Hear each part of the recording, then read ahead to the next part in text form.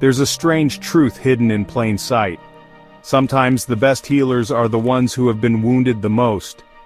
This is the heart of the Wounded Healer Archetype, a psychological and mythological concept that says, your pain doesn't disqualify you from helping others, it qualifies you.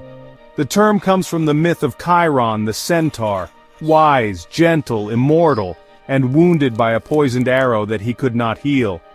Because he couldn't escape his own suffering, Chiron turned his pain into purpose.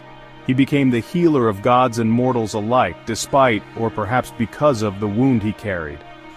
Carl Jung, the father of analytical psychology, picked up this myth and said, a doctor is effective only when he himself has been hurt. Jung wasn't glorifying suffering, he wasn't saying go seek pain so you can be wise. He was simply noticing, those who've suffered tend to understand, not just with the mind, but with the marrow.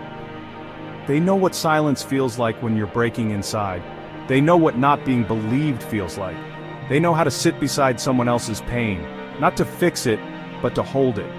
Wounded healers walk among us, teachers, therapists, parents, friends, the survivor who comforts, the orphan who now adopts, the bullied child who becomes a voice for the voiceless. They don't wear capes, they wear scars. They don't offer perfect answers. They offer presence, patience, and the deep truth that healing is possible because they're living proof of it. And yet, here's the paradox. You can't heal others from your wound. You can only heal through it once you've tended to it yourself. The wounded healer is not someone who bleeds all over others. It's someone who bled, learned how to clean the wound, and now teaches others how to bandage theirs. It's self-awareness, not martyrdom. Compassion, not codependence. Maybe you've asked, who am I to help anyone? I'm still struggling myself. But maybe you're asking the wrong question. Maybe it's, who better to help someone crawling through the dark than the one who knows the way out? If your pain has taught you empathy, if your past has softened your heart instead of hardening it, then you are walking the path of the wounded healer.